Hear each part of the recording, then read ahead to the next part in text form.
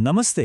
नेपालको राजनीतिक मैदानमा एउटा नयाँ खेलाडीको प्रवेश भएको छ, राष्ट्रिय स्वतन्त्र पार्टी।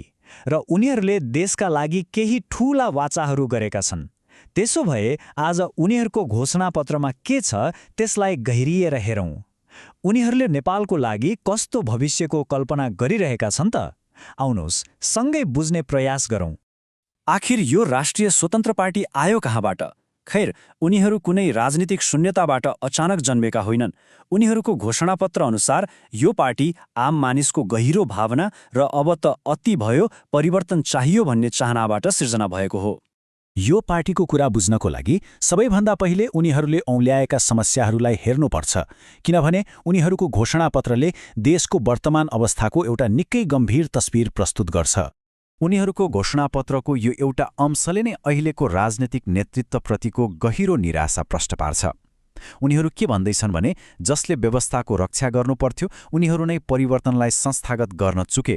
जनताको भावनालाई कुल्चिएर उनीहरू पुरानै शासकहरूको नयाँ रूपमा स्थापित भएका छन्। अब यो तथ्याङ्कले साँच्चै सोच्न बाध्य बनाउँछ। 20%।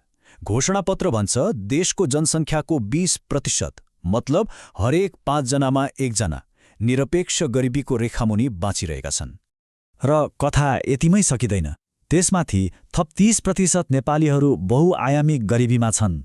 अब यसको मतलब के हो त? यो पैसाको मात्र कुरा होइन, यो त राम्रो स्वास्थ्य, शिक्षा र एउटा सम्मानजनक जीवनस्तर जस्ता आधारभूत कुराहरूको अभाव पनि हो। यो एक किसिमको नदेखिने सङ्कट हो। गरिबीको यो तथ्याङ्क घोषणापत्रमा वर्णन गरिएको एउटा ठूलो आर्थिक सङ्कटसँग जोडिएको छ।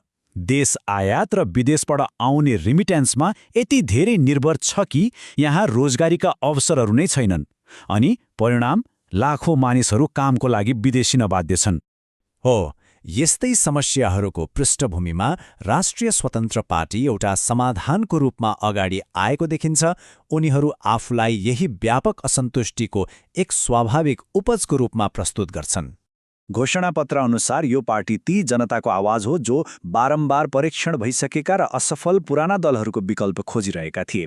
त्यसैले उनीहरूले आफूलाई परम्परागत राजनीतिभन्दा बिल्कुलै फरक एक वास्तविक नयाँ शक्तिको रूपमा चिनाएका छन्। अब यहाँ एउटा निकै अनौठो र रोचक कुरा छ जसलाई उनीहरू खुला स्रोत राजनीति भन्छन्। यो भनेको के हो? यसको मतलब यदि उनीहरूको कुनै राम्रो योजना अरू कुनै पार्टी वा सरकारले लागू गर्छ भने उनीहरूले आलोचना गर्दैनन्, उल्टै धन्यवाद दिनेछन्।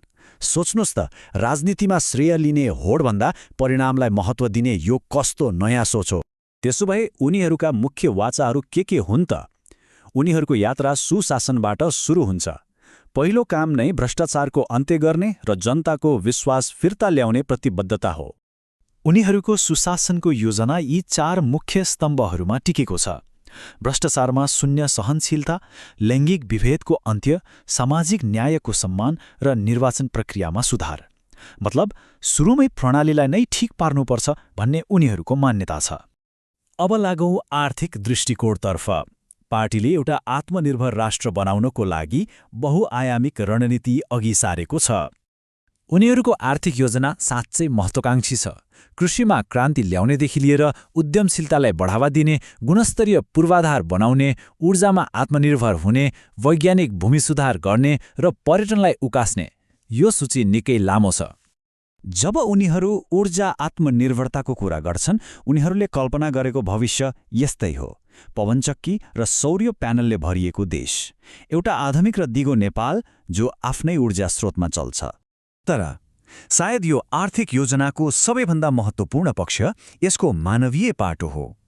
यी सबै प्रयासहरूको अन्तिम लक्ष्य भनेको देशमै सम्मानजनक रोजगारी सृजना गर्नु हो, ताकि कोही पनि आफ्नो परिवार छोडेर विदेश जान नपरोस् र घोषणापत्रले भने जस्तै काठको बाकसमा फर्कनु नपरोस्। अब उनीहरूको घोषणापत्रको अन्तिम तर उत्तिकै महत्त्वपूर्ण स्तम्भमा जाउँ, जुन सामाजिक सेवा र मानव विकासमा केन्द्रित छ। उनीहरू जनतामा लगानी गर्ने कुरा गर्छन्। यसको मतलब सबैको लागि उत्कृष्ट र पहुँचयोग्य शिक्षा, बलियो र सबैलाई समेट्ने स्वास्थ्य प्रणाली, मानसिक स्वास्थ्यमा विशेष ध्यान, बृहत सामाजिक सुरक्षा, युवा सशक्तिकरण र खेलकुदको विकास। उनीहरू शिक्षा र स्वास्थ्यलाई सबैको मौलिक अधिकार बनाउन चाहन्छन्। उनीहरूको यो परिकल्पना यहाँ जीवन्त देखिन्छ। गुणस्तरीय विद्यालयहरू र हरेक नागरिकसम्म पुग्ने बलियो सामाजिक सेवाहरू, यो सबैले उनीहरूको जनता केन्द्रित दृष्टिकोणलाई देखाउँछ। त्यसो भए छोटकरीमा भन्नुपर्दा भ्रष्टाचारको जरो उखेल्नेदेखि लिएर आधुनिक पूर्वाधार बनाउने र सबैलाई स्वास्थ्य सेवा दिनेसम्म राष्ट्रिय स्वतन्त्र पार्टीको घोषणापत्रले नयाँ नेपालको लागि एउटा बृहत र भन्नै पर्छ निकै महत्त्वकांक्षी सपना बोकेको छ। र यसले हामीलाई एउटा ठूलो प्रश्नमा ल्याएर छोड्छ, होइन त? यति साहसिक र नयाँ घोषणापत्रको साथमा के यो पार्टीले साँच्चै नेपालको भविष्यलाई नयाँ दिशा दिन सक्ला? यसको जवाफ त सायद समयले नै दिनेछ।